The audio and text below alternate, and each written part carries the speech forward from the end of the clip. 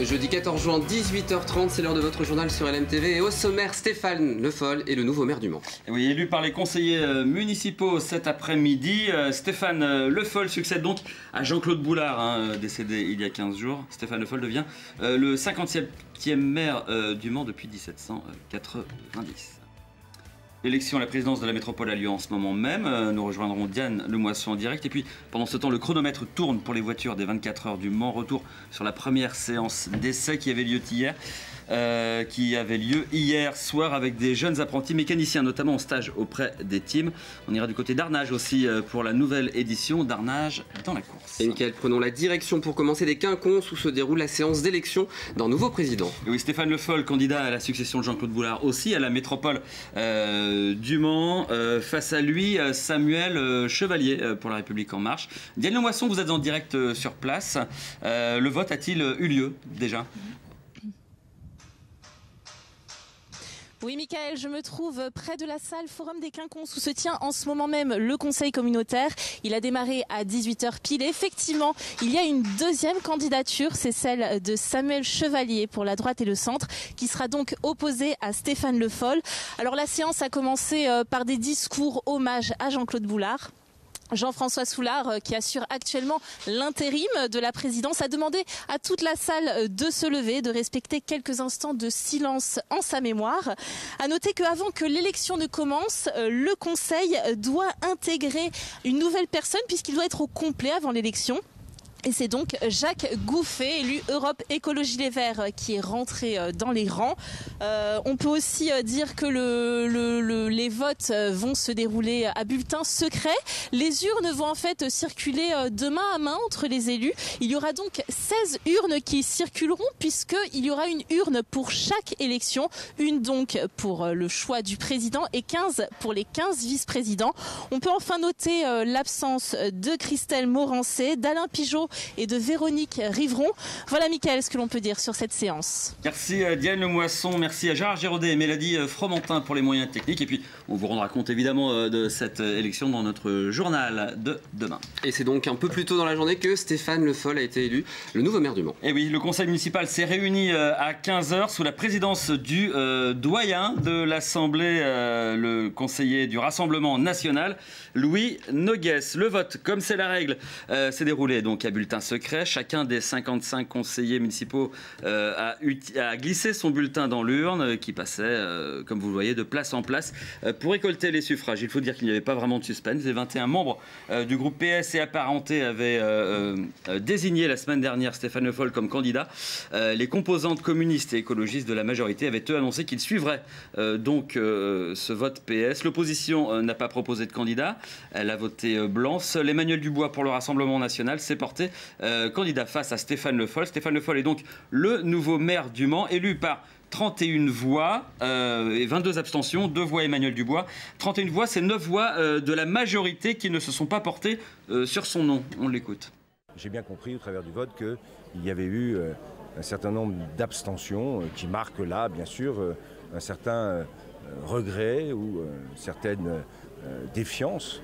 À moi de la dépasser et à moi de montrer que je suis capable de rassembler.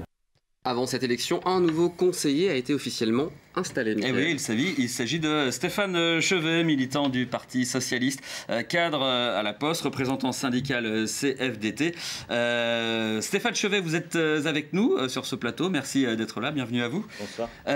Donc vous étiez le dernier sur la liste à pouvoir intégrer le conseil municipal, votre prédécesseur. Enfin, votre prédécesseur ayant refusé d'intégrer le conseil.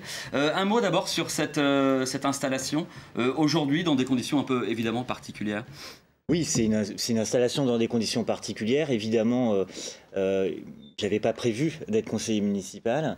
Ça se passe après le décès du maire du Mans, dans une ambiance particulière faite d'émotions qui est vécue, je pense, énormément par la population également. et forcément par les élus. Alors il y a eu effectivement une série d'hommages rendus à Jean-Claude Boulard lors de ce conseil municipal. Revenons peut-être sur ce vote où il manque 9 voix de la majorité qui ne se sont pas portées sur Stéphane Le Foll. Il l'a dit lui-même, c'est son défi, ça va être celui de rassembler vraiment dans cette majorité comme Jean-Claude Boulard pouvait le faire. Oui, il a même parlé à l'instant de défiance. Alors je ne sais pas si c'est de la défiance ou pas. Ce qui est clair, c'est que le maire du Mans reste Jean-Claude Boulard dans le cœur des Manceaux, que cette élection a eu lieu dans un conseil municipal et la vraie élection, c'est l'élection des Mancelles et des Manceaux. Ce qu'il reste à faire à Stéphane Le Foll, c'est de finir un mandat qui a été engagé en 2014, à l'époque avec une majorité soudée. Justement, le défi de Stéphane Le Foll, c'est évidemment d'unir la majorité dans sa diversité. Et oui, les groupes écologistes et PC donc ont voté pour lui, non sans débat en interne, mais bon, voilà. Et après, on ne sait pas, au vu du secret des votes, qui dans ces groupes se sont portés pour Stéphane Le Foll. Heureusement. Pour lui, heureusement, évidemment. Ce soutien, malgré tout, du groupe communiste n'est pas un blanc-seing pour Sophie Moisy à la tête des élus communistes. Quelles conditions pour que cette année et demie se passe bien? On l'écoute. Eh bien, ce qu'il a dit, prôner la continuité, travailler avec tout le monde, être en capacité de nous emmener sur des projets qu'on a voulu pour la ville du Mans en 2014 et même avant, parce que Jean-Claude Boulard, c'est pas que 2014. On s'est engagé auprès des Mancelles et des Manceaux, tous autour de Jean-Claude Boulard. Aujourd'hui, c'est le vrai enjeu pour Stéphane Le Foll, c'est de réussir à continuer ce qu'on avait commencé. Voilà, puis du côté des élus verts, c'est à peu près le même son de cloche. Je vous propose d'écouter Rémi Battiot. La condition, c'est la continuité, mais la continuité dans le respect de la différence. C'est une majorité qui est plurielle. Nous avons des positions qui ne sont pas identiques à celles du PS, qui ne sont pas identiques non plus à celles du PC. Nous avons nos différences. Avec M. Le Foll, on a clairement exprimé que par rapport à ce qu'avait pu faire le gouvernement Hollande, nous avions un certain nombre de réserves importantes sur des choses qui se sont passées durant cette présidence.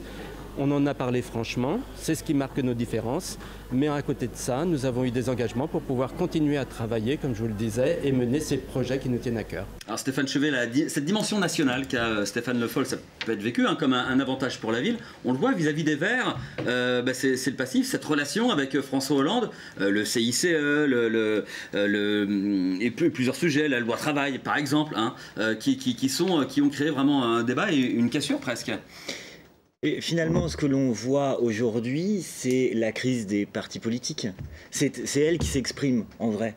Dans cette majorité, qui était une majorité composite de différents partis politiques, aujourd'hui, on ressent, mais on l'aurait ressenti peut-être en 2020, elle se ressent plutôt avec le décès de Jean-Claude Boulard, mais c'est finalement ça, la crise des partis politiques, la crise de la crédibilité face à une population. Et c'est pour cela que cette fin de mandat risque d'être un peu compliqué, un peu difficile, et que le vrai enjeu, c'est le projet pour la ville, c'est ce qui se passera en 2020, et c'est de répondre à cette crise-là. Avant de parler des projets, justement, Stéphane Le Foll a clarifié, par contre, son positionnement vis-à-vis de la République En Marche. On l'écoute. Je suis, j'ai toujours dit, un homme de gauche, un socialiste. Je ne suis pas dans une quelconque... comment dirais-je, regard sans complaisant vis-à-vis du gouvernement. Je l'ai dit, je suis dans l'opposition au gouvernement actuel, mais je suis aussi le maire de cette ville et il faut que je sois capable aussi de travailler avec l'État, c'est ce que je ferai. J'ai, je l'ai dit, une expérience qui peut être utile et qui me sera en tout cas utile. La République En Marche, c'est important pour le coup, cette clarification. Marlène Schiappa siège au Conseil. Elle fait partie de ceux qui ont désigné Stéphane Le Foll. C'est un peu étonnant d'avoir cette désignation, d'appartenir dans une majorité, tout en étant pas dans le même camp politique au niveau national. Ça ne crée pas une sorte de distorsion quelque part? Je vous rappelle quand même que Stéphane Le Foll, face à lui, lorsqu'il a été élu député, n'avait pas de candidat à La République En Marche. Donc... la question se pose et se posait déjà à l'époque. Donc, une fois de plus, c'est une élection qui est particulière, qui n'est pas une élection issue de la population, qui n'est pas une élection issue d'un projet ni d'un programme. Et donc, finalement, toutes ces questions, elles restent en suspens. C'est ce qui fait, justement, et c'est Stéphane Le Foll qui en parle, c'est ce qui fait la défiance d'un certain nombre d'élus qui dépassent largement l'opposition municipale. Et sur le fond, donc Stéphane Le Foll s'inscrit dans la continuité de Jean-Claude Boulard. D'ailleurs, l'ensemble des adjoints a été reconduit. Il s'est engagé à respecter les promesses et programmes du mandat. Il propose par ailleurs des pistes de travail sur lesquelles il semble vouloir marquer son empreinte. On l'écoute. 2-3 projets spécifiques, parce que je le pense, en particulier sur la question de la santé, sur les grandes questions liées à l'attractivité, il y aura besoin de mettre un coup d'accélérateur sur ces sujets. Voilà ce que j'ai dit. Donc continuité, attractivité et en même temps santé. Voilà les 3 objectifs que je me fixe. Un dernier mot, Stéphane Chauvet, sur ces projets. Il faut que Stéphane Le Foll imprime une marque, là, pour ces quelques mois avant 2020.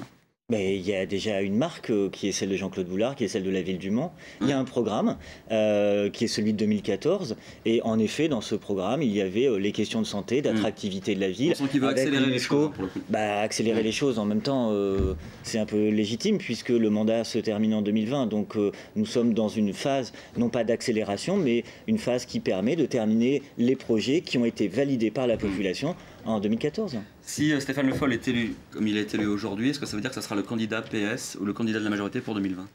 Je ne suis pas Madame Irma, et si vous vouliez savoir ça, il fallait inviter une voyante. Merci Stéphane Chauvet. Allez, on passe à un autre sport, Mickaël, le basket, avec la déception du MSB qui s'est incliné face à Monaco mercredi. Et oui, un MSB mal parti, mais pourtant très combatif, qui s'est accroché au score jusqu'à égaliser Monaco, 70-70. On a pu retrouver un Chris Lofton incroyable d'adresse et d'audace à 3 points qui a bien failli bouleverser la fin du match, mais avec un score final de 81-77, les Tangos perdent cette première rencontre. Rien n'est encore joué dans cette phase finale des playoffs qui se joue en 5 manches. Et puis évidemment, direction le circuit des 24 heures du Mans, Toyota a dominé la première séance d'essai ce mercredi. Duo gagnant pour la firme japonaise. Nakajima et Kobayashi occupent la première et la deuxième place de cette séance d'essai qualificatif avec respectivement 3-17-270 et 3-17-377 au tour, soit plus de 2 secondes d'avance sur leur poursuivant. En LMP2, Ligier arrive en tête avec 3 minutes 24 956 au tour.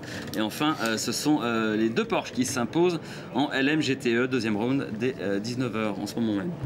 Et on garde tous un souvenir précieux, un précieux souvenir de ces premières 24 heures, et c'est le cas des étudiants que nous avons rencontrés, Mickaël. Eh bien oui, ils sont en formation mécanicien de compétition automobile au Mans et ils s'apprêtent à vivre donc leurs premières 24 heures de l'intérieur. Depuis lundi, ils effectuent un stage pratique au sein du team AF Corse. Leur job, entretenir des Ferrari du team. Il y a pire quand même comme activité. Rencontre hier lors des séances d'essai, Diane Moisson, Mathias Hubert. Avec ses collègues, Julien a la responsabilité des pneumatiques pendant toute la course. On nettoie les roues suite à une sortie de la 51. Et pour que les jantes soient propres, pour qu'on puisse les emmener chez Michelin pour faire les changements de pneus. Le partenariat n'est pas nouveau. Le team prend chaque année sous son aile des étudiants de la formation mécanicien de compétition automobile de la FFSA Academy toute proche. Parce qu'on a besoin de petites mains avec nous pour aider, il y a beaucoup de travail. Et c'est un rituel depuis des années où ils viennent nous aider. Chaque année, ils sont là. Ils posent beaucoup de questions, ils sont curieux de beaucoup de choses. Donc on essaye de leur répondre. Après, on n'a pas tout le temps de leur répondre à toutes leurs questions. Mais d'angoisse, ils n'en montrent pas. Peut-être que s'ils stressent, ils le cachent, je ne sais pas. Du stress, sans aucun doute, mais aussi beaucoup d'étonnement et même d'émerveillement. L'organisation de la team, voir sur la ligne de départ, sur la ligne des stands, voir tous les véhicules, c'est vraiment quelque chose qu'on n'imagine pas et qu'il faut vivre pour le voir, pour le croire. Car il n'est pas simple de rentrer dans le milieu. Du haut de ses 30 ans de métier, Christophe a dû se battre pour en arriver là où il en est aujourd'hui. Il faut taper aux portes et puis forcer un peu l'entrée quelquefois. Voilà, à ce moment-là, moi, là où j'habitais, il n'y avait pas grand-chose. J'ai réussi à trouver quelque chose. Ça a été surtout de montrer qu'on en veut. Voilà, et accepter à commencer très très bas. Et puis après, montrer ce qu'on peut faire, quoi. Nos étudiants ont jusqu'à dimanche pour savourer leur stage, un plus indéniable sur leur CV, vivre une course mythique avec un team de renommée mondiale. Et c'est la fin de ce journal. Dans un instant, la météo présentée par Maxime Olbert. Et puis ensuite, dans le Face à la Rédac, on reviendra sur les inondations qui ont touché notre département ces derniers jours avec notre invité, Jean-Christophe Gavalet, président de l'association Sarthe Nature Environnement. A tout de suite. 18h15 sur LMTV avec la région des Pays de la Loire, partenaire des 24 heures du Mans.